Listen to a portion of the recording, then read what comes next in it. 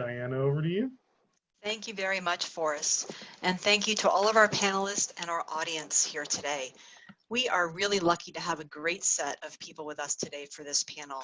Together, they have many decades of teaching experience in GIS and many of its related mapping sciences, including cartography. We invited this particular set of people here today because of their known commitments and dedication to their students, their classrooms, their teaching labs, and their educational communities. So I'm just going to run through some brief introductions. Dr. Maria Adames is professor of geography at the University of Panama with expertise in urban geography and tourism. She's the coordinator of the Strengthening Committee for the Panamanian Spatial Data Infrastructure, SDI, and the advisor to the Youth Mappers chapter at the University of Panama, and a member of the Geography Education Committee for the Organization of American States Pan American Institute for Geography and History, and that's one way that I know Maria. Dr. Don Boys is a geography professor who specializes in GIScience education and has a strong interest in teaching with technology and associated pedagogical development. Don has taught face-to-face, online, and hybrid courses and has created a GIS specialization for Coursera. He's the director of the Arts and Science Online Learning Academy at the University of Toronto. Dr. Torra Johnson is a social scientist and the director of the Geographic Information Systems Lab at the University of Maine at Machias. She serves on the executive committee of the Maine Geospatial Institute of the University of Maine System, and she's on the board of the directors of the Maine GIS Users Group. Among other rewards, she has received the National Geospatial Technology Center of Excellence Lifetime Achievement Award in 2015. And Dr. Anthony Robinson is Associate Professor of Geography at Penn State University. He directs the department's online geospatial education program and serves as Assistant Director of the GeoVista Research Center. You may know Dr. Robinson from the long popular Maps in the Geospatial Revolution MOOC, which he started. I'm Diana Sinton. I'm the Executive Director of UCGIS, University Consortium for Geographic Information Science. Forrest, did you get a chance to introduce yourself as we were starting? I did. Okay. In that case, let's also make sure that, that our co-host here, Dr. Bandana Kaur, can also introduce herself. Hi everyone, I'm Vandana Kaur. I'm a R&D staff at Oak Ridge National Lab, and I used to be a tenured faculty in the area of geography at the University of Southern Mississippi. And I'm glad to be here to discuss the issues we are currently facing in the face of COVID-19. So thanks everyone for being here. Excellent. And with those introductions, I will now remove myself from this section, and Forrest, turn it back over to you to start the panel. Thank you so much for all those introductions. I'm going to stop share on my screen. So we've rolled some virtual dice beforehand to set up a order of operations for our panelists to begin addressing one of our, well, the first question, one of our key questions: what is resilient GIScience education, for whom and against what? So each of our panelists is going to share their slots and perhaps a slide or two on that topic. And our lucky winner to start us off was Don Boyce. So Don, take it away. Great. Sharing my screen, so I'm assuming you can see that there. Looks great. Okay, good. So hi everyone. Thanks so much for being here, and thanks for inviting me. This is a really important and interesting conversation. I'm looking forward to it. So my name is Don Boyce, as Diana mentioned. I'm a professor in the teaching stream in the Department of Geography and Planning at the University of Toronto. I've been there for 19 years. I teach several courses, intermediate or introductory, intermediate, advanced, capstone GIS courses. I teach an advanced or a graduate course that's an introductory version for grad students. I first taught online in 2012, and then shortly after started doing a hybrid or high flex method, which we can talk about later if we want, in 2013. As Diana mentioned, I teach courses on Coursera, and currently I'm helping, sort of spending most of my time helping about 1,500 instructors in the Faculty of Arts and Science plan their online and dual delivery courses for the coming year. So that's keeping me busy. So in terms of the main question, what is a resilient GIScience educator? to me, that's somebody that's able to quickly and easily adapt to changing conditions, as I'm sure we're all aware of. This means that you and your students have access to all of the course material and activities, regardless of where you are, or whether you're able to be on campus, or even what time zone you're in relative to the rest of the class. And ideally, you can adjust to these changing conditions without losing time, without any of the students being put at a disadvantage due to their particular circumstances. And I have a feeling, you know, a lot of the conversation may well be about pedagogy and technology, but I feel like if those aspects are resilient, then it helps both the instructor and the students be more psychologically or emotionally resilient as well, since we're all going through a pretty stressful, challenging time. That the more we can do to make our courses resilient, I think the more that helps us be resilient as well as individuals. So ideally, we should think about different modes of teaching, of course, depending on circumstances that may come up, and hopefully are related to course design as well. So whether that's in person or online or some combination of the two. So there's various names, combinations of that: flipped, hybrid, blended, high flex, dual delivery, take your pick. So you should be able to, as a resilient educator, continue with all of the regular course activities, whether they're in person, online, or both. So communication, discussion between you and the students with each other, lecturing to students asynchronously or synchronously or both, being able to continue with assignments, including accessing GIS software and data from wherever the students happen to be located, and of course, assessments, quizzes, tests, and exams. So ideally, no student should be at a disadvantage based on where they are or what time zone they're in, or how they're approaching the course or what mode they're using. So for example, a question that's come up at my university is, if we have students that are both in person and online, should we have different exams for them? So the in-person students would get a traditional timed exam, but the online students would get a longer open book exam. Personally, I think that's a bad idea, but those are the kinds of things that come up. I just thought I'd share for a minute my experience at U of T when the campus closed last March, and basically we had to pivot online. I was able to basically proceed as usual. It was not a stressful experience for me, which was nice. So I was teaching two courses, an intro GIS course and an intermediate GIS course. The intro course was already completely online, so the only thing I needed to change was the final exam, which I made sort of an open book version. And the intermediate GIS course was taught as a hybrid. So all the lectures were already on video, and we were having in-person class meetings that I also taught as a hybrid flexible or high flex method. So essentially, I've been doing this for many years, is that I would meet with the students in person, live stream that at the same time to students online, and record it so that they could access that recording later asynchronously. And so all I really had to do with that group was not show up in person and do that live streaming from home and communicate with them more exclusively that way. And again, I had to change the final exam, which was not a huge problem. So I was rather fortunate, I think, compared to a lot of my colleagues, which was good because it actually freed up my time to kind of help them a little bit more. So in terms of a resilient student in GIScience, I think sort of broadly speaking, you want to have students that are able to continue to learn and benefit from your course and are able to adapt to changing conditions and modes of learning, that they're still able to focus, they're still able to manage their time, they're still able to work independently. I'm not saying this is easy for them, but the more that we can help them with this, the more resilient they'll be.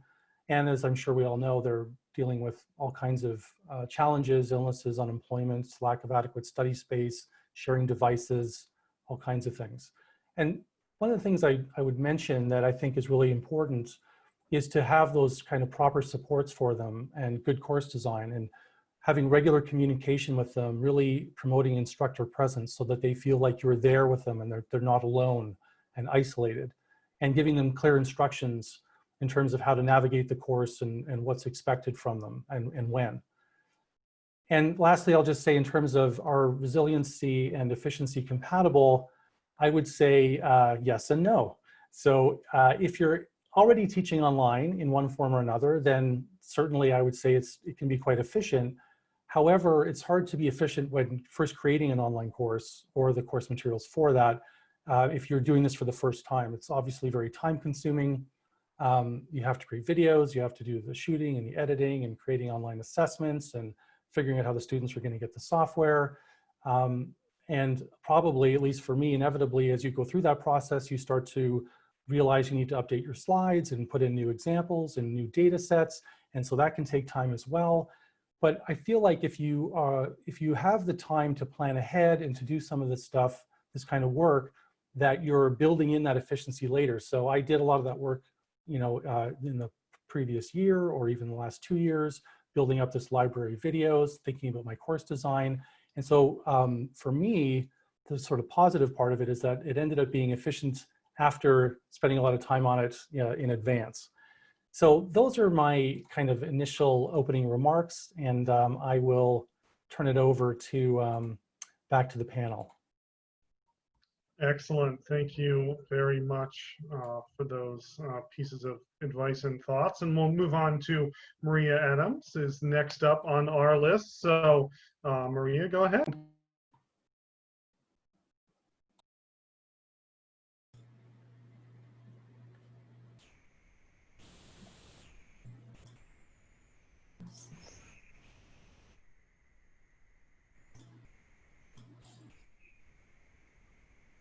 Okay, I am Maria Adames.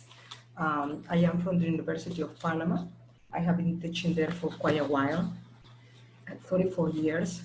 So I am, working especially in things related to urban geography. Although I have to say that one of the most important things that I try to do here is try to collaborate with other people to be able to advance GIS. Because countries like Panama, in the Americas and in other parts of the world, we're still, in a challenge to be able to not only promote GIS, but also having GIS in all of the curricula through the public and private institutions, even at the, especially at the university level. So, what I could say about what is resilience GIS in education for me, it has to do more with the ability and also the disposition that we have to adapt to changes, because you can have all the ability of the world, but at the same time, you don't have the disposition to do that. Or you can have the ability, to teach GIS, but at the same time, you don't have the tools to reach the students. So it's something that goes both ways.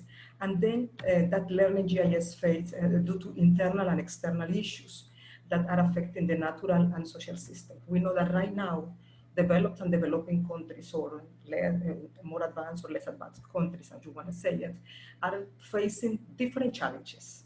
And one of the challenges probably for people at the university in developed countries is how the way you organize things that you already have in place. Because of the whole history that you have already since the 1980s of developing GIS. In the case, for example, of countries like Panama, although we are a country that has a good, let's say, an income level that allow the country, economically to do well, but we are still kind of behind in certain things, especially in public education.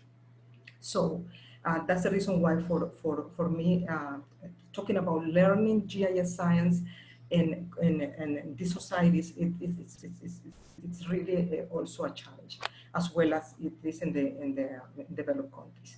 And of course, when we talk about social systems, this gives us also an opportunity with this pandemic to be able to try for the students to get more involved in situations that are happening not only in, for example, in our case in Panama, but also around the world. And later on, as we go through the panel, I will get more in deep about it. And of course, this implies being open to exploring and finding possibilities to share and learn new ways of teaching. So, for example, we have right now a situation that since this pandemic came so, we mean fast in the sense that it's really taken its toll in very little time, especially in the Americas. We have the situation that we close, as they did in the States also, all the schools and things like that, but we really didn't have the opportunity, let's say it in that way, to put some things in place. And it's not because teachers weren't ready to do that. It's because we still being in the process of trying to teach teachers even how to use the different tools. So it's not only a matter of GIS itself, it's a matter of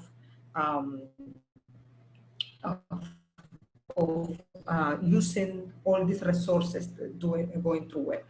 And for example, at the University of Panama where I worked, it's a public institution.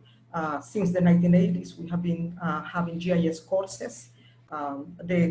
Fortunately, these courses have been getting strengthened by time goes by. But the reality is that, for example, to buy programs and to do to be better prepared, it really takes a lot of money, especially financially, and also to take, it takes a lot of time. And it's really, there were some areas in the country that developed GIS, especially at the professional level, let's say the enterprises and things like that. At the universities, we started with very few courses, but always with the constraint of having the license. And this is a big issue, as you probably know. And it's not only until probably 2014 that we have been able to, through partnerships with other, with other actors, to be able to make GIS and all these programs available to teachers and available also to students. So it's a different, it's a different way how we deal with this situation. But there are also universities in Panama that are, like for example, Florida State University, Panama branch, who also, they have been able to help also with expanding GIS knowledge and doing research and doing other types of engagement. And we usually, we try to come up with these things, trying to collaborate regarding all the actors to see how we can help each other, So, yeah. I passed the, yeah. Yeah, no, yeah, thank you very much. And lots of doors to open as we continue the conversations throughout the panel today. So thank you so much. Next up in our panelists is going to be Anthony Robinson. So Anthony, I see you're on there already. Take it away. Hi, thanks a lot, Forrest, and thanks Diana and Bandana for putting this together. I appreciate the chance to talk to you guys today and share some thoughts about this. So as Diana mentioned, I direct our online geospatial education portfolio of programs here at Penn State. So we operate fully online all the time normally, and that's going actually pretty much as it always does at the moment. The big change really is in supporting our faculty and students who are encountering all kinds of challenges to their personal and professional lives that interfere with their studies, but our method of education really has been actually perfectly resilient to this at the moment. And thinking about more broadly about GIScience education and what I think might help resilience, we were prompted to think about pedagogy. And in my opinion, I think leaning towards a more constructivist or maybe cognitivist approach to pedagogy makes sense in this kind of circumstance. And my rationale for thinking about that is that I think it's when you have this much uncertainty happening all around us and these problems that are impacting almost every part of life, trying to pick off bits and pieces of that to contextualize is a good thing for our students to do. Critiquing what's happening right now with mapping, looking at policies that change around location privacy, for example. There's a lot of emergent problems that are relevant and worth looking at directly, and very few of them lend themselves to kind of rote memorization tasks or regurgitating knowledge back in your direction, kind of in the way that a behaviorist approach might expect. I think that goes hand in hand with acknowledging what's going on in the world. So I think an effective pedagogy right now is to not pretend like there isn't a pandemic. Some of our students definitely are seeking out class experiences in part to escape thinking about this all the time. On the other hand, for some of our students, this is the main conversation they're going to have in a given day with anybody else outside of their household. So we also need to be sensitive to that and be welcoming to that. I think a lot of educators would benefit from thinking tactically and not overthinking strategically. And what I mean specifically by that, just as an example, Don mentioned the exam issue. A lot of people get weirded out by potential academic integrity problems in online formats and get totally fixated on setting up these really, really arcane, complicated ways to try to prevent cheating. Stop. Focus on teaching your students. You're not going to ever eliminate all of those potential things, just like you can't in a resident classroom setting. So I have some colleagues who have really they've spent 80% of their time trying to worry about cheating on an assignment rather than just making a different rubric for it or adding an element that would make it hard to cheat on. So I get off my soapbox there. Respond to your class in real time. Don't try to overthink it. I think we benefit a lot from open content, open data, open tools, and a spirit of mutual aid in GIScience. We maintain quite a bit of open educational resources here at Penn State. There are others, NC State. There's a lot of good materials online that lots of GIScience educators have put on for years and years now through things like Coursera, like what Don's done. Use that stuff. We've seen a huge uptick in people coming to our site and getting things. So those are really good practices to embrace at this point. I think developing and using rubrics, if you're going to invest some time into a pedagogical thing that you might not have done before, this is going to come in handy and help you grade in normal circumstances, but especially right now can really help streamline your assessment activities. And it helps students understand what they're supposed to do. So if you find yourself really struggling with grading assignments, there's a lot of good material online about how to develop rubrics. And these things can often be adapted. So if you need to drop part of an assignment because it's just logistically impossible now, having a good rubric already for that activity can really help you with that. I would add that core geographic information concepts and methods are going to remain relevant and useful even if the technology isn't working for you at the moment. So a lot of people were kind of freaking out about needing to transition students to working at home with their usually not very good laptops. And now they have to use the certain software unless your class is really only about that technology stack. And even if it is only about that technology stack, it's an emergency. It's okay to have a discussion in week 1 about what the heck's going on.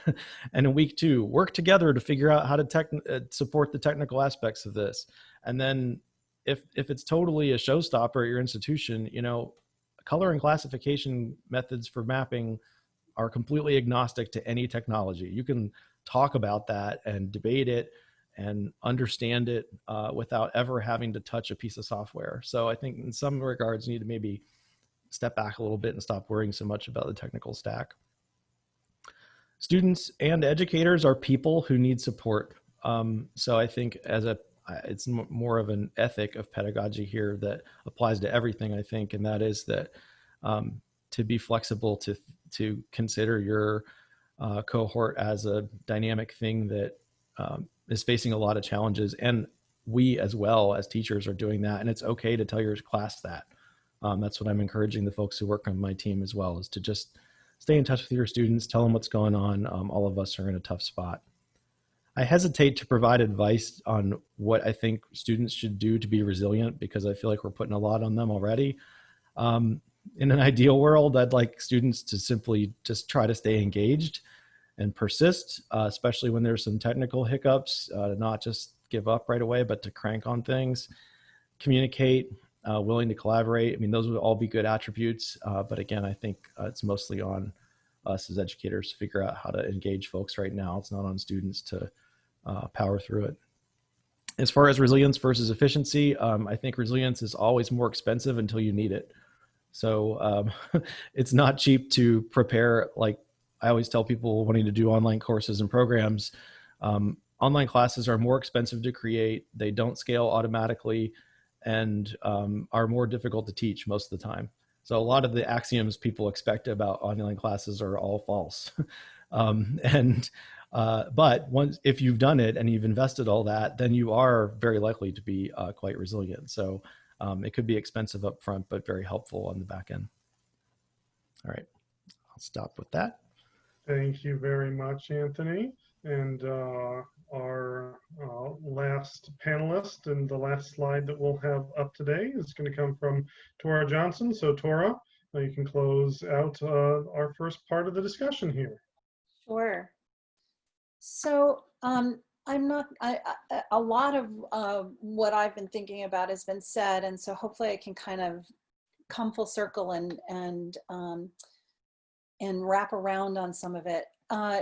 One thing that's been really interesting to me, so the University of Maine at Machias, where I work, is a regional campus of the University of Maine. It's a very, very small public institution that serves a very challenged group of students. So a lot of our students are first generation, low income, and come to us with a lot of challenges. And so that is part and parcel of what we're doing as educators, trying to move them into GIScience careers.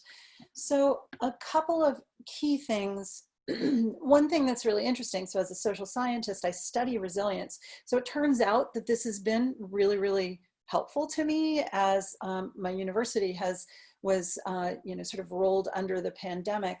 And so I have some unique insights into what we're going through.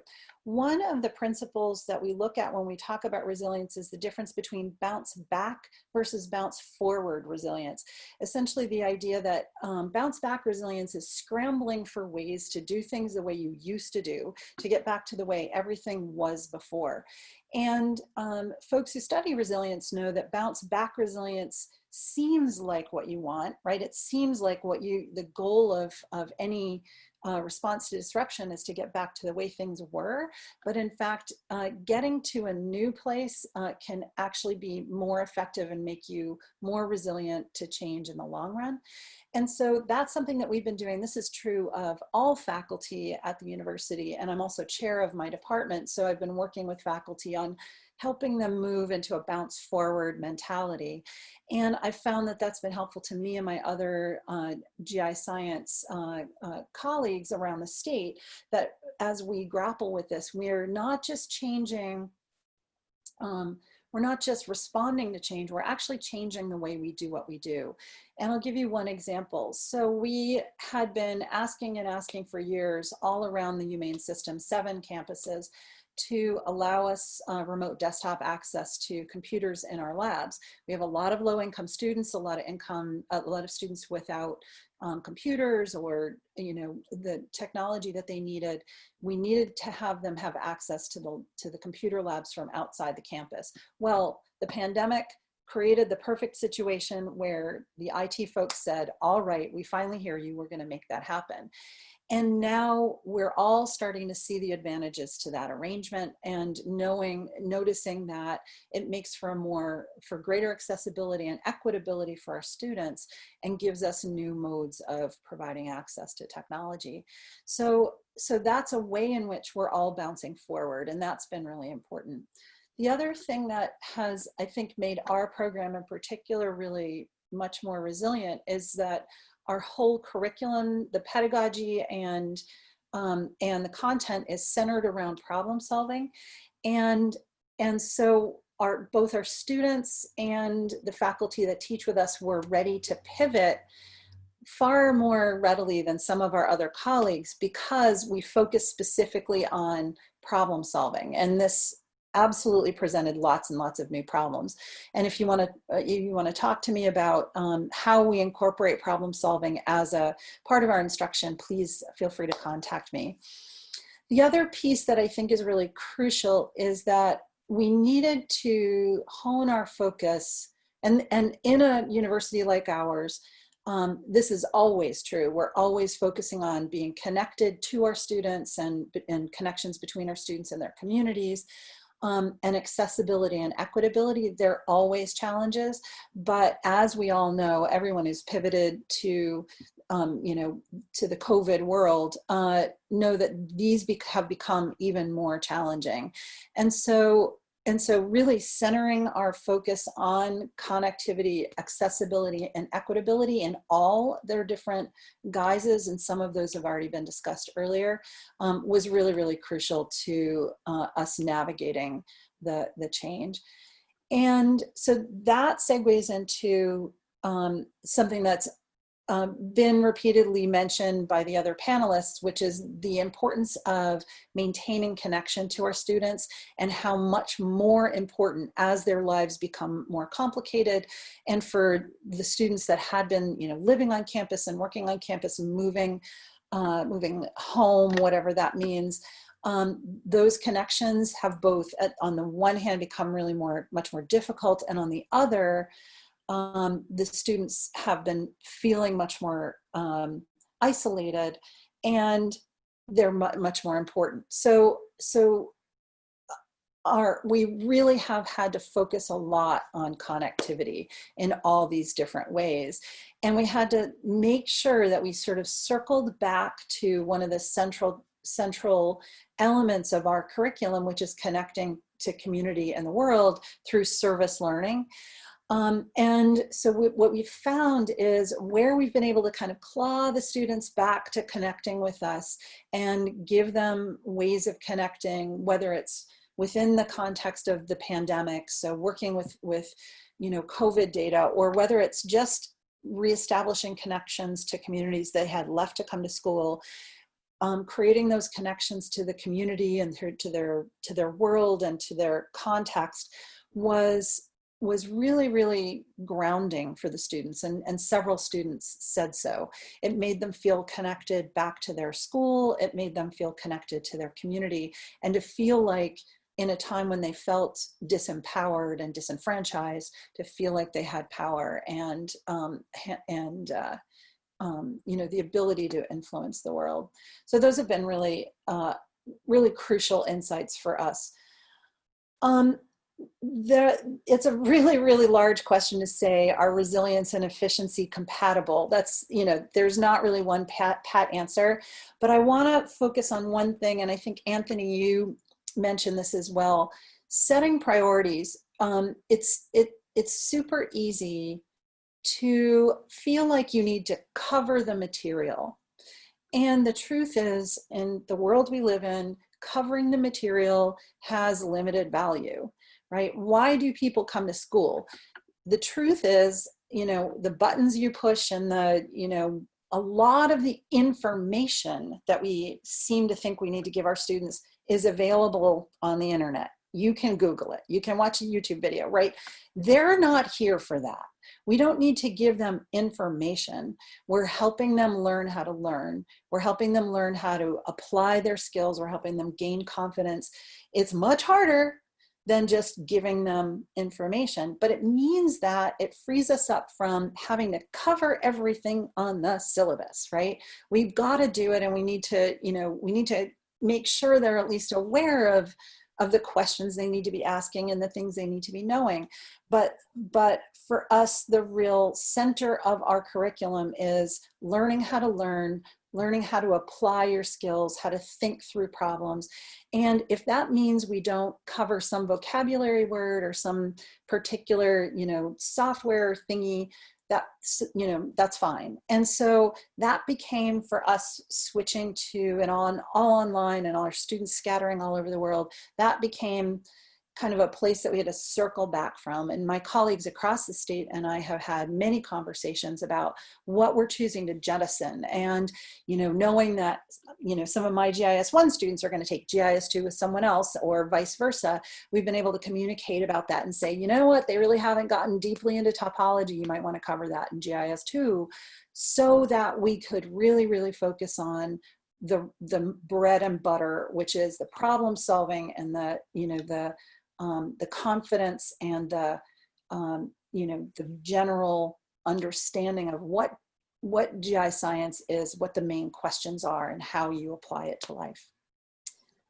Wonderful, thank you. And I think that, I mean, my little notebook is already filling up with things. I'm going to have to get a second little notebook, or maybe a third as we go here. But, and there are so many avenues or areas along any of those lines we could dig into, but I'm gonna stick to the script and move on to our next question, and kind of open the floor to discussion from there. You know, going along this line about pedagogical best practices, and I think that everybody connected with that really well, and it's something that you know, I am constantly trying to manage and take into consideration across all these different kind of spaces of design and learning and philosophies and practices. So for this next question and the question afterwards, we'll have 15 to 20 minutes of discussion, just kind of open among the panelists. So I'll read it off here to stay on script and not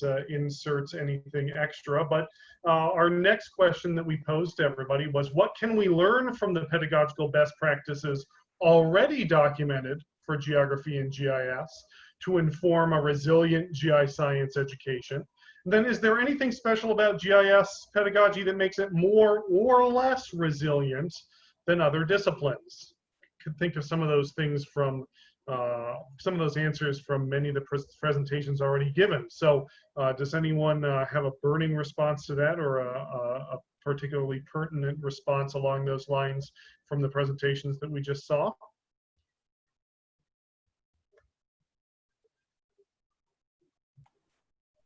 I could start. Go for it. I mean, maybe it's obvious, but I feel like people that are teaching GIScience are already technologically oriented. I think that we're kind of fluent and comfortable with learning curves and software and new tools. And so if we weren't already doing online-y type things, that it's probably easier for us to go through those kind of learning curves than perhaps other people. And I really wanted to kind of refer to Torra's thing about bouncing back versus forward. I'd never heard that before, but I love that. And because I've seen, it really resonated with me, because since I'm helping a lot of other instructors, the ones, and Anthony mentioned this too about academic integrity, that are kind of holding on to the old ways like grim death, like they're, you know, no, I have to do it the same way I've always done it. Otherwise it won't be rigorous, it won't be effective, and so on. And so I feel like this idea of embracing change and bouncing forward, it's maybe a little bit easier for us because we do have this kind of, you know, fluency in technology to begin with. And of course, there's all kinds of pedagogical things that go along with that, but I think that's at least a place to start.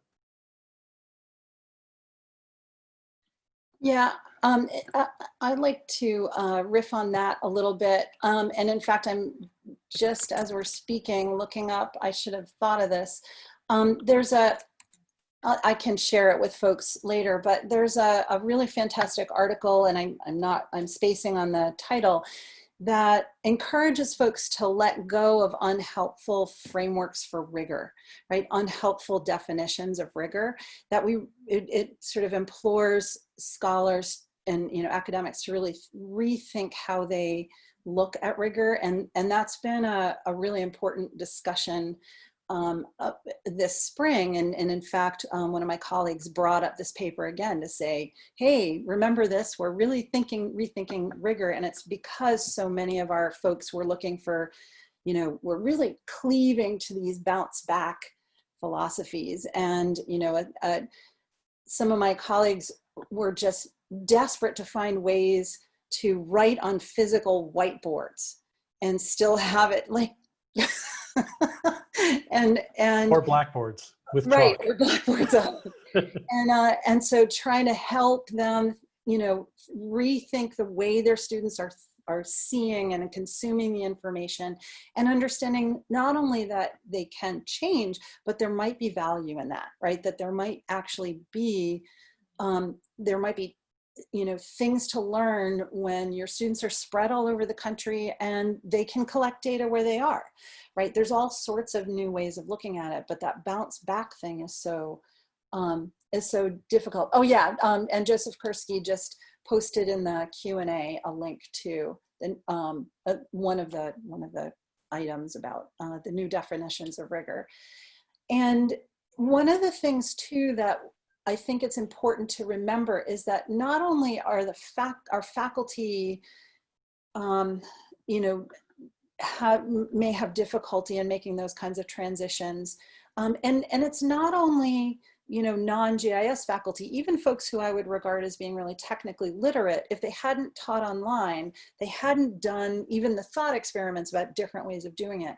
But also our students, you know, I had a few students, and I've heard colleagues talk about other students, that when we went to all online, they had been doing GIS, of course, with computers, but it was all, you know, with a physical presence in a lab. And that transition was really hard. In fact, I had a little cautionary tale, just so you know. I had a student, a teaching assistant who who had been helping a student who'd really struggled with my GIS 1 class this spring. When we went online, she was horrified and was a, you know, very Luddite sort of person, and had a really difficult time with transition. And she talked my TA into going to her house. And the TA is fired forever. But like, that's the kind of desperation that she had in making that transition. And now I'm aware of this kind of lack of resilience among my students that I needed to address, and will address in the future. But, you know, recognizing that our students may have difficulty with the bounce forward thing as well. That's certainly that's certainly one of those questions that I've come up with, is the students who are suddenly abandoned without access to the computer lab, without access to that, you know, tangible place and that connection. So just a quick note, please do, for everyone participating, please do put stuff in the Q&A, especially questions that you have. We will certainly continue speaking to them, and so please participate there. But yeah, that kind of disconnect is one of those resilience pieces that I certainly have felt myself. So I can definitely sympathize with that. Yeah, I agree with what Torra said, because it's one of the biggest challenges that we also have had here. I have even talked with other professors that teach GIS, and they tell me that it is one thing is when you are in the lab with the students, that you're able to give them advice how to do something that they don't understand, you know, etc. But another thing is when you are online and you're trying to explain to them things that where I find this, where I find that, especially if you're teaching at the first level GIS. So it's a situation also that is important to consider, and to be able to understand that, because it's frustrating for the professor, and it's frustrating also for the student that is on the other side of the line, trying to find an answer that it will take longer than usually will take when you are in the classroom.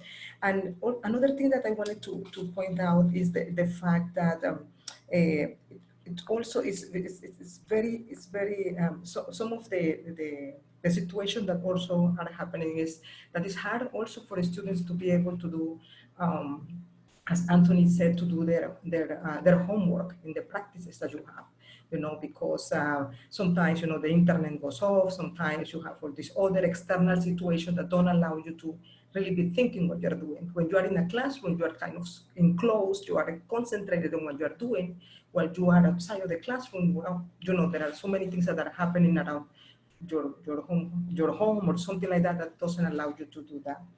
And the last thing I wanted to also mention is that, for example, we do the same thing, although we came a little bit late, as we said, in GIS. Here in Panama, usually what we try to do also is to engage students in hand-on learning.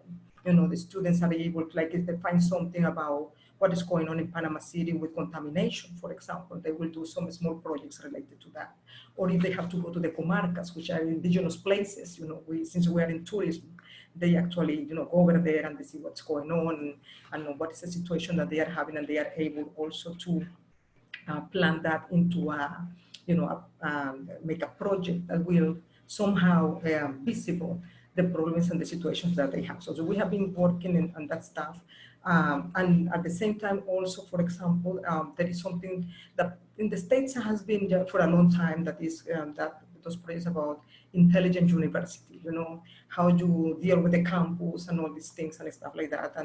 And I have to say it, I am not really an expert in that part, but we have other people that help us and allow us. And as I said, I am an advisor for the youth mapper students over here, and they were able to do so much stuff at the University of Panama main campus. And what we want to do is replicate these things in what we call it university branches from the University of Panama, and other ones that they're interested to learn how to at least start a project, but not a project that the students that already know how to do it, and especially now when you have this pandemic, is that you are able to teach them how to do it, find the tools, find the experts, find these other people that will be able to, enhance the project, and that people will feel proud that they are doing their own stuff. We have things in very far away places that are still having, they have internet, although it's not the best internet in the world, but at least they could be able to do these programs and these projects. And that's what we're trying to look for in this pandemic, what we can do about it too. So one quick point about resilience in the prompt here about GIScience education, like, is it special? Not sure. I guess one thing I would think about it is that there are relatively, I'm actually struggling to think of one. There may not be very much. There's certainly not a lot that has to be done same time, same place, synchronously in GIScience education. I'm sure we can think of some examples that kind of defeat that, but it's not a lot. It's certainly nothing like our colleagues who are teaching music, or I've got friends who work in material sciences. They use like huge lab equipment. You have to go do it. And even they are working on ways to try to create some kind of distance experience. We have relatively few things like that in GIScience, I think. Maybe that's a good thing for us to discuss further.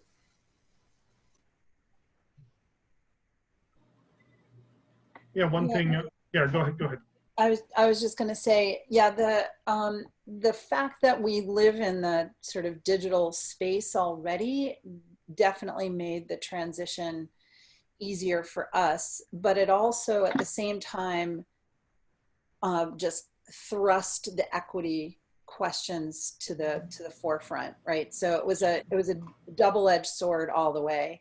For me personally, switching to online was almost seamless. There was virtually no difference. But for many of my students, and many of them don't have computers at all, or I caught one student trying to access the remote desktop on her phone and do her GIS on her phone. We intervened and provided her with a computer, but those sorts of equity considerations really, really were thrust to the forefront for us. So it was a double-edged sword, definitely. I would say it also prompts us to think about different forms of accessibility to our content.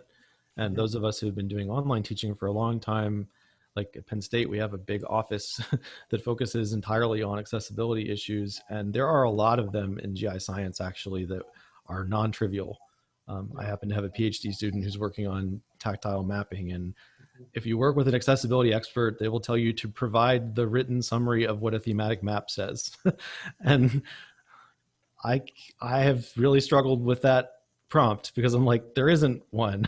There's no, if it was a paragraph, we would give people a paragraph. It's a map. It's got all kinds of things embedded. How do we do that?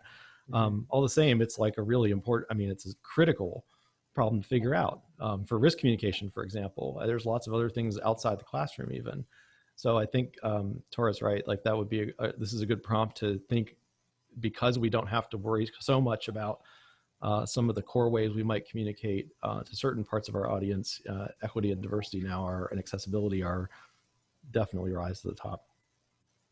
Yeah, and those things, especially with the shift, so many of my students, are taking the class because there's a computer on campus that they can use. and then kicking them to online means that that affordance, that ability to do anything is completely lost in the shift.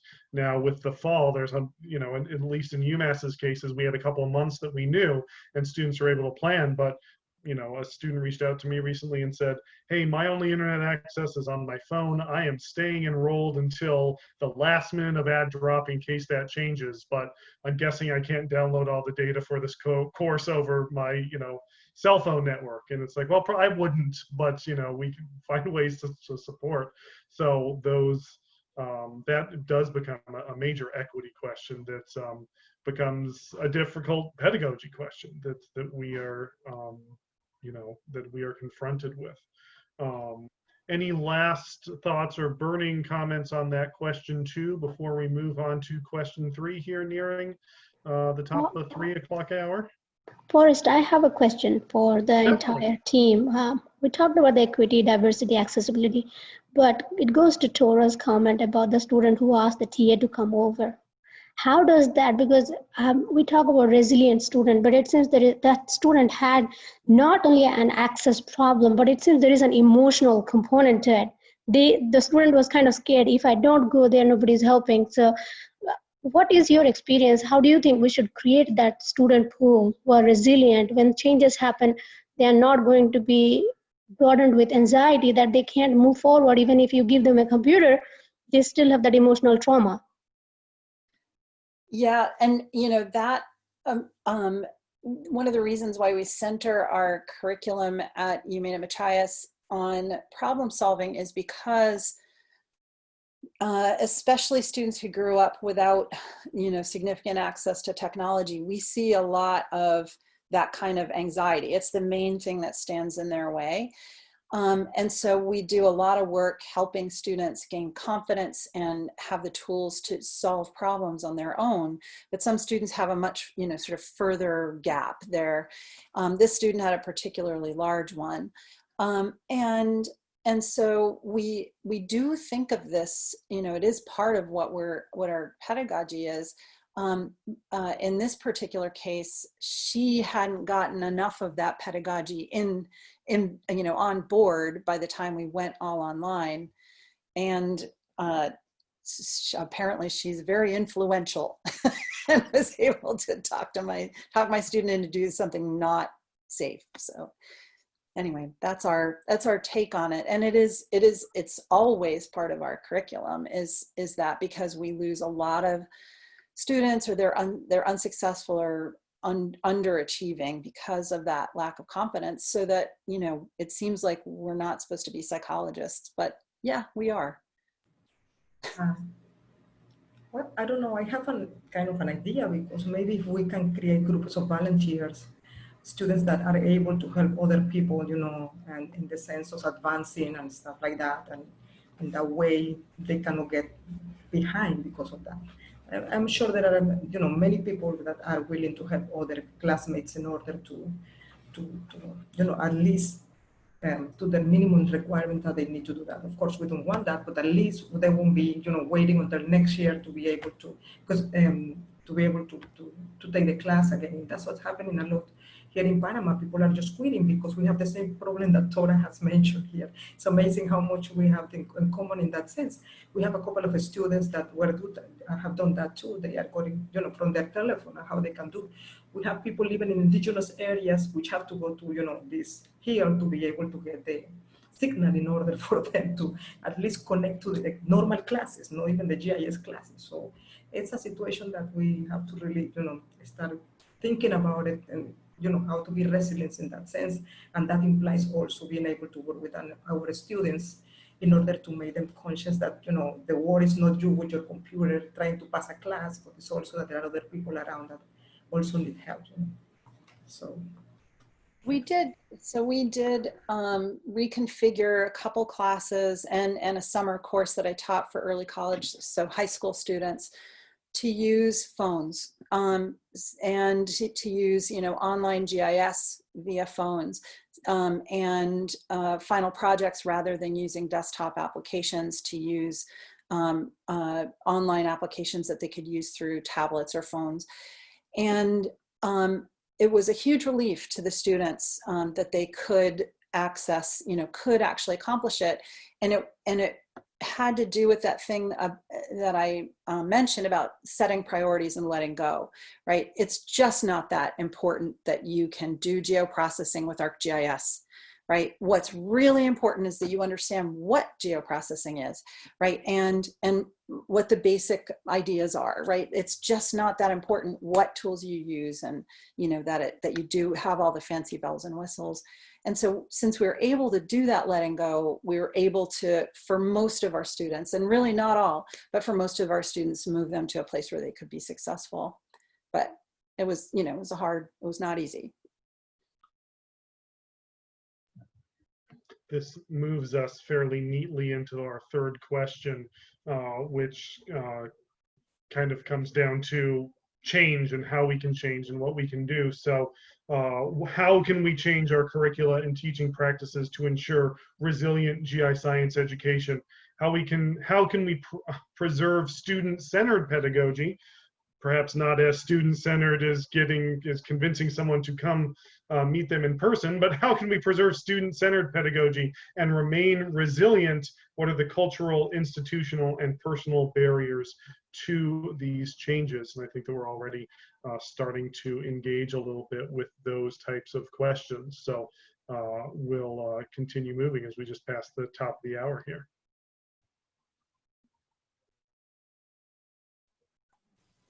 I could start with a kind of broad comment, and then we can maybe move into some other things. But one thing that I've really found is that the more options you give students in terms of how and when they can learn, the more student-centered it is. And so one thing I really recommend to instructors here and to anyone really is to have less synchronous activities, more asynchronous activities, so that, and it goes back to this idea of instructors wanting to replicate what they've done before, which is like, I'll do whatever, a 2-hour lecture as a block, and then they'll do this, and to try and free them up to think more creatively. In that this is kind of standard online stuff if it's done well, I think, is that, you break it up into smaller pieces, you get them to do smaller activities, they can chunk their time. And that's not a small thing. I really try to emphasize to people that if you allow them to kind of choose the time when they're awake and motivated and they're not distracted and things are quiet, they're feeling well, and they can focus for however long that may be. It may be 30 minutes, 45 minutes, and to do whatever they can do during that time. And then they may have to do another one of those later and another one later. But that to me is that if the more you kind of transmit that to students to say that, work on that time management, work on when you want to, focus on when you're ready to learn, and then bite off something that you can do during that time. And for us to design things that they're able to do during that time, right? So maybe it's only they watch, I don't know, whatever, 3 small short videos, and then they do an activity, and then they try something online, or maybe it's a little quiz. And I think that, that's just kind of a good way to think of it in terms of, instead of just this replication of big lectures, big assignments, very time consuming, very intensive, is to try and scale things down and make everything more flexible. I think that's a good place to start.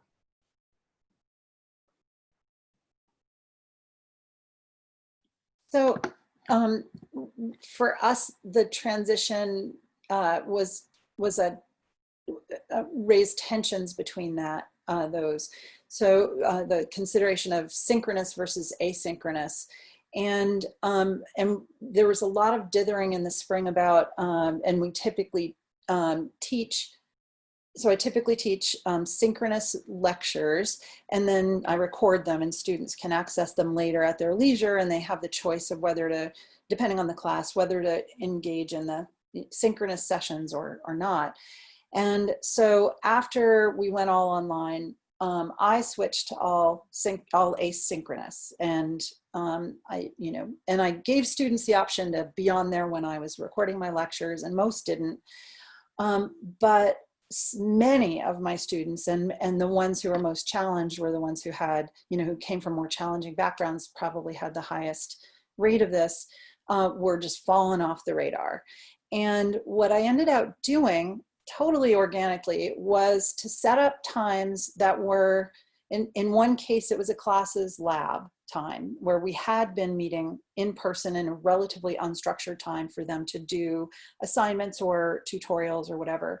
And we would just get on Zoom together and just be quiet. And I'm not teaching anybody anything. And if, you know, I'm muted, and if they have a problem, they speak up and I get on there, because we had no way to be together, and that togetherness was what they needed, and the structure of the time and the place, you know, being together. And so I ended up doing that with several classes. We even took what was sort of class time on a holiday and had a time like that. And probably, I think it was half the class came to the synchronous session. And I was honestly really surprised that they wanted that synchronous time, but that connection and the structure of it is what they said they needed. And it even included them showing me their cat, you know, and chatting, and, you know, a funny thing happens with the software and they share it with the group. So anyway, so just that, the balance turned out to be really important. And for some of them, it was the key that kept them engaged.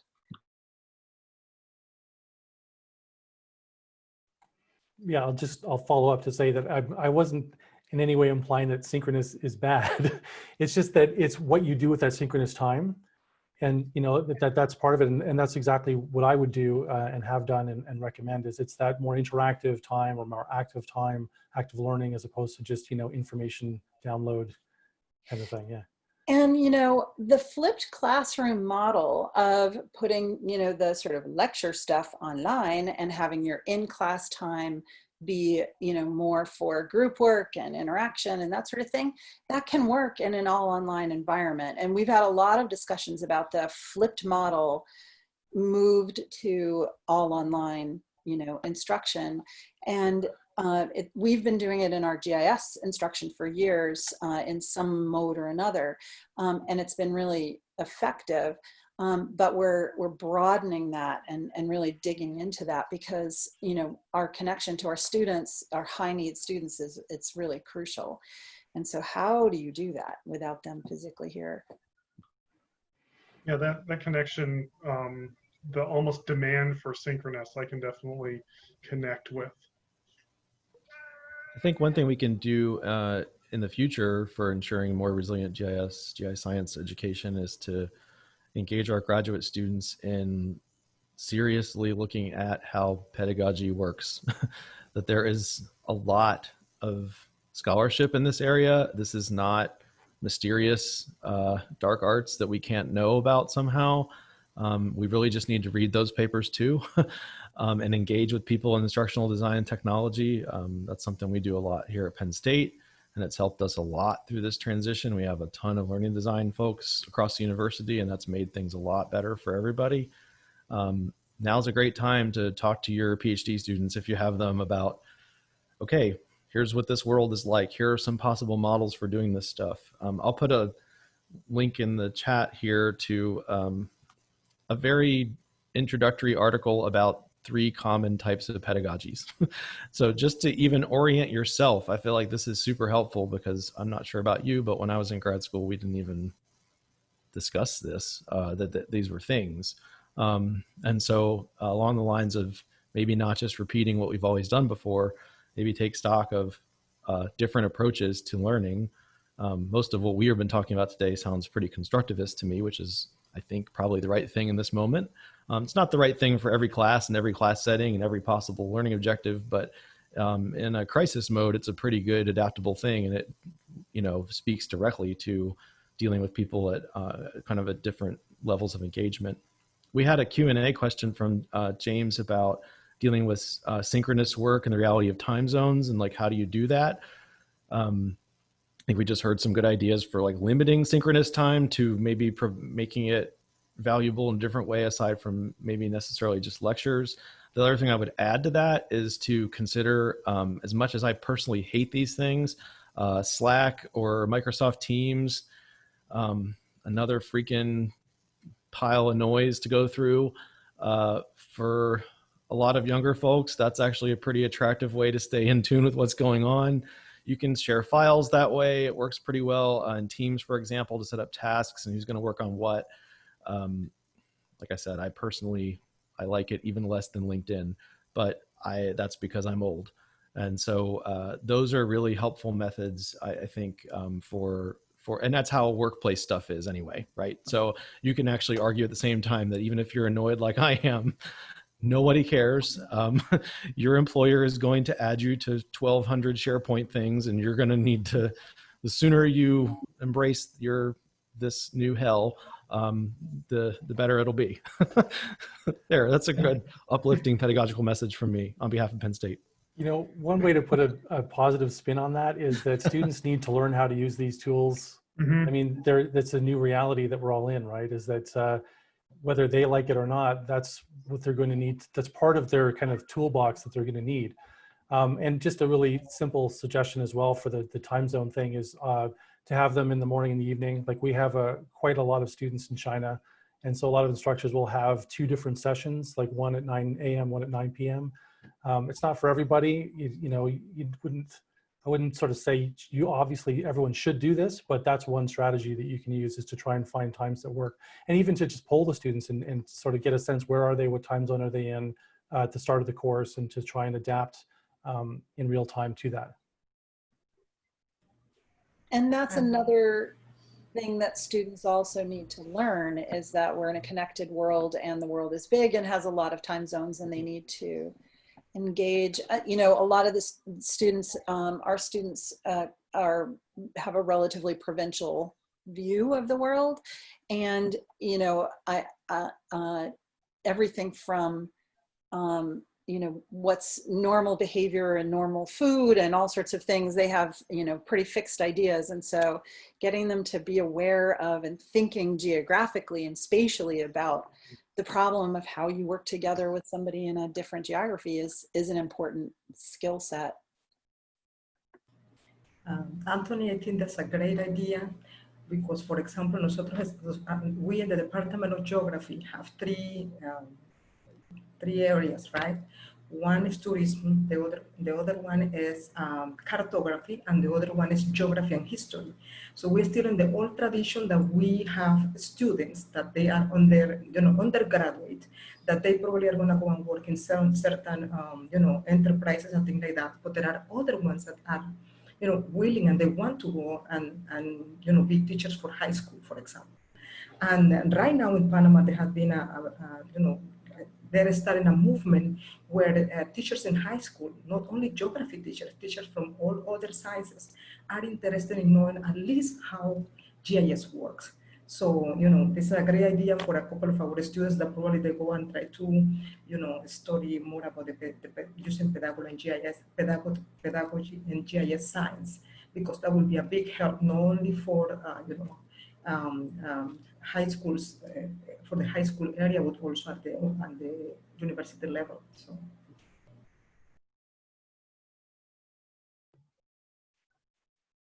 I have opened up the chat, so if you have any other resources or things you want to share, I think maybe we can, if anyone else is, that wonderful article you shared, Anthony, that was already a purple link for me. I've clicked on that one recently. So there's some great resources out here. You might, if you haven't before, take a look at the Journal of Geography, the Journal of Geography in Higher Education. The Geography Teacher is another great journal. And they speak to all of these regularly, and the question of pedagogy is a great point and a great area to consider. So I've opened up the chat, so anybody can share any resources or any questions or anything else that they might want to share. But certainly, I think these questions of changes and things to overcome, we could speak to for a long while. So other from the panelists, as we wait for maybe some cues to come in that we can give some A's to, other thoughts on that barriers or changes line?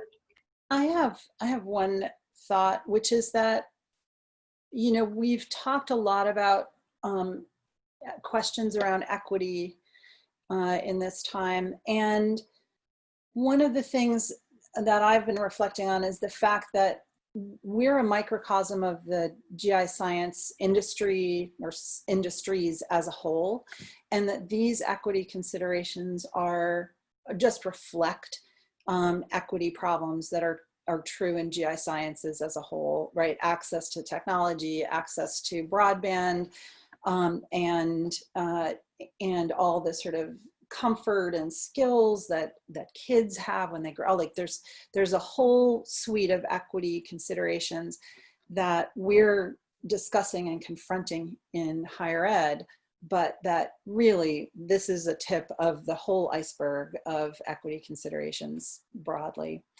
I don't know that I have anything witty to say about that, but I think that awareness, that understanding is important. And I see it as marching orders for me as an educator to help my students understand the context that they have in the industry as a whole that they're going into, and say, for many of my students, they're going to be working in remote rural areas, and they're going to be dealing with these equity considerations after they graduate. And it's up to them to continue the work of bringing down those barriers and addressing those challenges and making the miracle of GIScience accessible to so many communities that don't have access to it.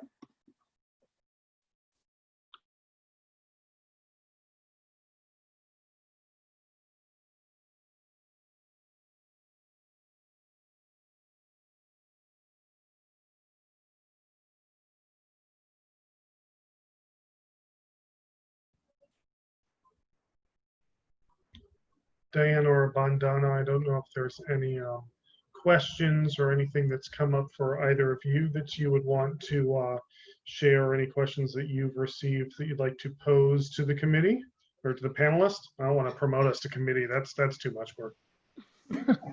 I do have a question. Actually, it goes to the discussion about integrity. How do we deal with that? Given the discussion we have had so far, we are getting into which is a very fuzzy zone pretty much. How do we assess the integrity component of it? Because pedagogically, I haven't read or heard anything that discusses when we get into the digital universe where everything is free falling, that this is how we have to address the integrity component for every course. And given the students' vulnerability already in existence, that might be a topic that requires a little more discussion. That is one question. The second question I have is GIScience, yes, we have a lot of technology that we are well equipped to make this transition in COVID-19, but that doesn't apply to rest of the geography programs across the board.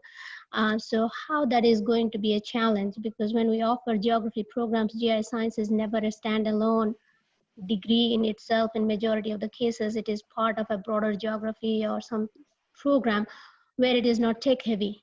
So how are we going to address that decoupling of it, or there is something that needs to be done that would pull the entire geography program to be at par with the GIScience requirements and use technology for everything else? Those are really two questions for my side.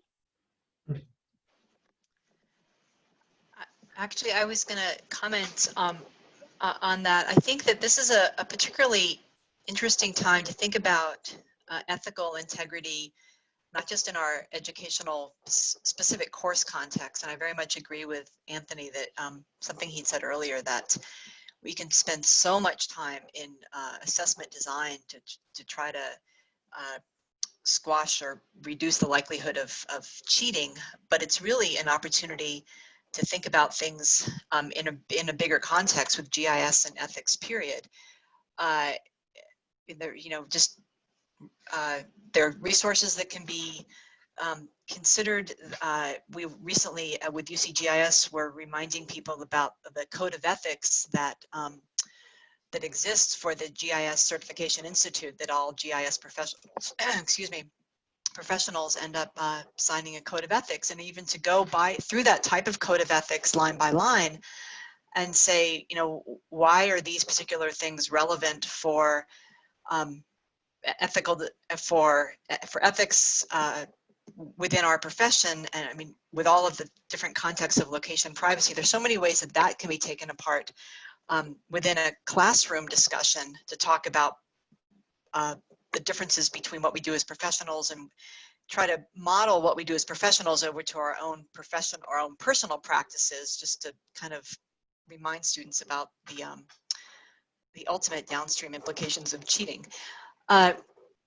Right, and we can share a whole bunch of different resources that exist around that as well.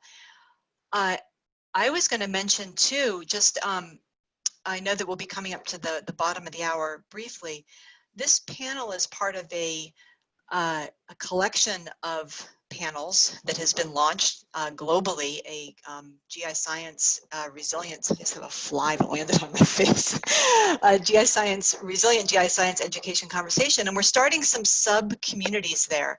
There has been one already. I'll put the link, or somebody can put the link in the chat space for this entire global initiative.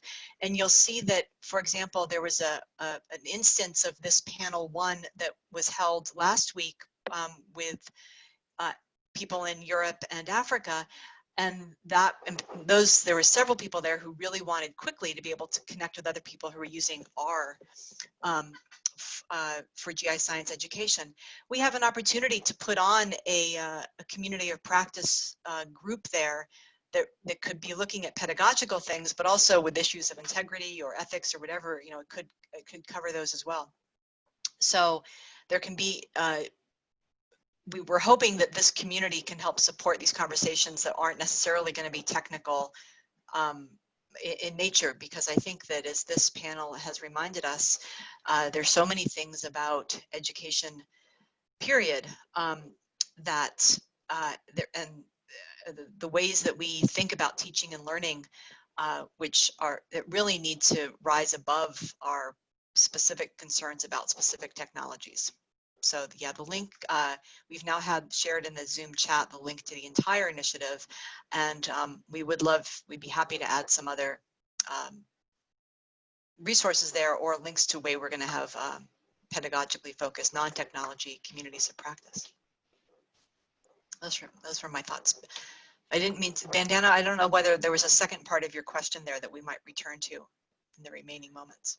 No, it was mostly in the broader context of integrity. So thanks for covering it. And I know it goes beyond this panel and it is a broader topic.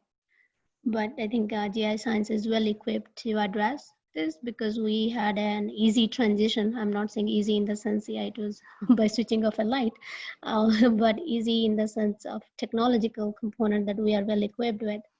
But students are not equipped to handle that. And there are other faculties who are not on the same plane as we are.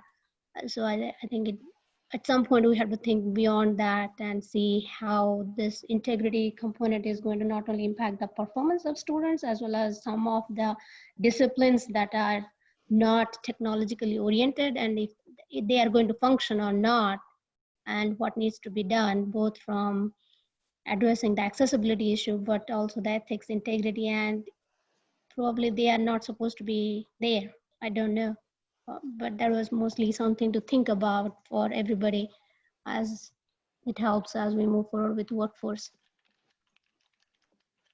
There's a very nice article, I'll put the link to it in the chat space, that came out a few years ago that reminded us that the idea of ethics and GIS really shouldn't be your week 10 topic in your syllabus. You know, it's something that in fact needs to be brought up on day 1, and there are opportunities throughout all of the different types of content that you cover to cultivate and nurture that sense of ethics and integrity within the use of geospatial technologies.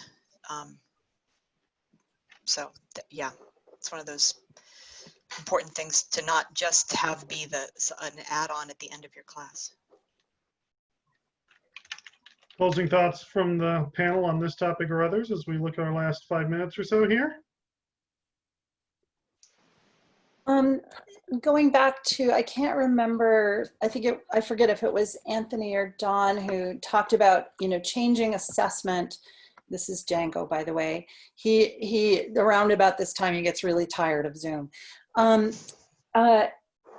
One thing that this isn't COVID related, but it's an important consideration for the COVID era. One thing that we did long ago was to look at our curriculum and sort out what can be removed from this sort of standard, test quiz kind of approach and move towards applied, projects that students are forced to sort of speak for themselves, and that helped to alleviate concerns that folks had when we started to move online, 10, 12, 15 years ago, that they had about academic integrity, because anything you do sort of quiz or test on, you still have those challenges. But when students are forced to speak for themselves and appear to clients, and interact directly with actual human beings, they're more accountable. And not only that, you don't go to work typically and get a quiz, right? But you do have to interact with people and have an ethical and responsible method of interacting with your employers and your clients, and et cetera. So that's been an important part of our curriculum going forward, and it makes that whole, it helps to alleviate the concerns around all that academic integrity.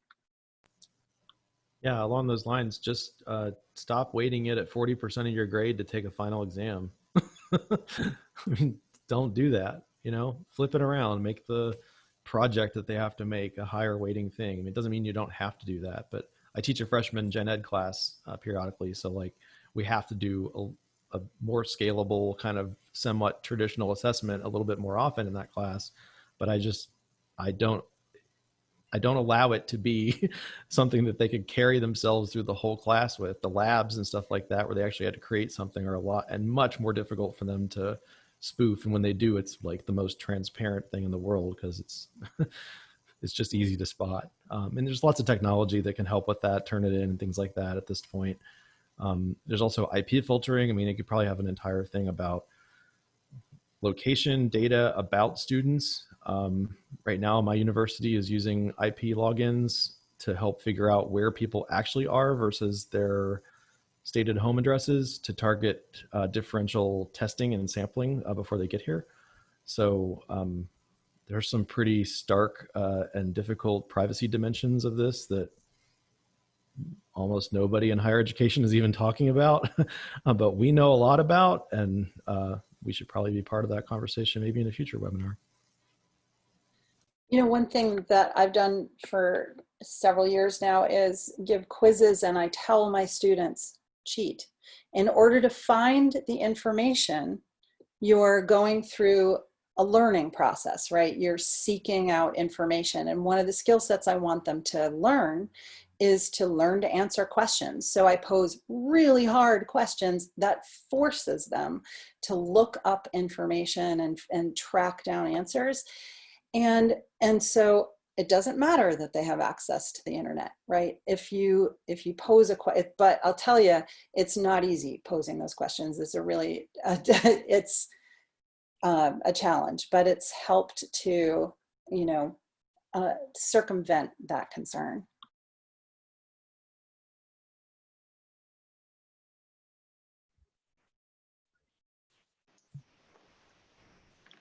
Other closing thoughts before we finish up here? Just one quick one is that one thing that I've realized over the years is that the data is now so easy to find that I get students to find their own data, or create their data, find their data, to try and personalize what they're doing.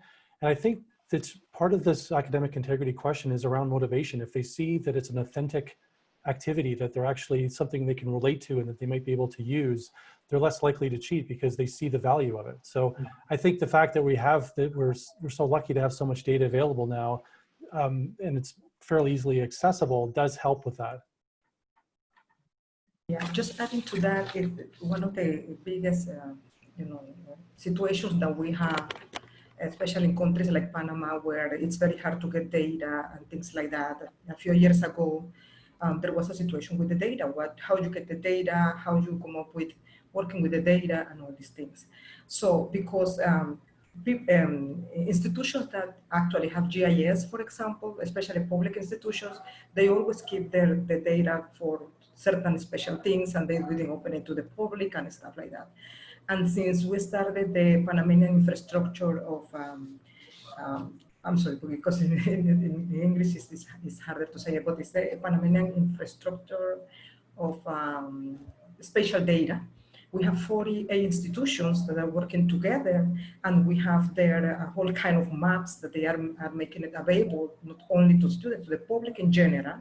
And we are working right now in certain codes to see which kinds of maps are, for example, strictly necessary that you cannot put it to the public, like for example, for the Panama Canal, or things like that, that are, maps that you cannot share that easily, but the other maps can be accessible to the rest of the people, so in that way they can be able to, practice themselves and knowing that they are doing the right thing, because sometimes it's hard for a student to know, okay, you don't want to cheat, but then you go to the, to this website and you get something that is inappropriate, and then you don't give the right to the things that you have to do. So we're making a lot of effort in doing that, trying for the student to make able to understand which ones are, and also to be aware that which ones are the resources that you can able to use. And if you are not sure, you better don't use it, or you better find out, or give it a credit to whoever it needs it. That's the only thing that is important for them, the most important thing for them to know.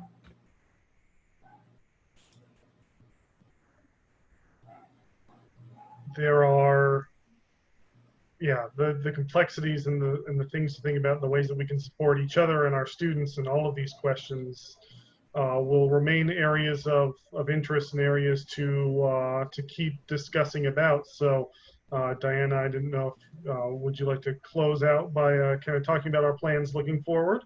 That's right. So this is the first series of panels. We have one more that will take place around this theme in the Asia Pacific region. Still has not yet, I think, been finalized for the date, but it should be coming up very soon, we hope. The second set of panels will focus more on technologies. And I think, although I know people will be talking a lot about software and applications, and computer infrastructure, but it will also, I know, go into the issue of data. So that's something that we've just started to talk about now.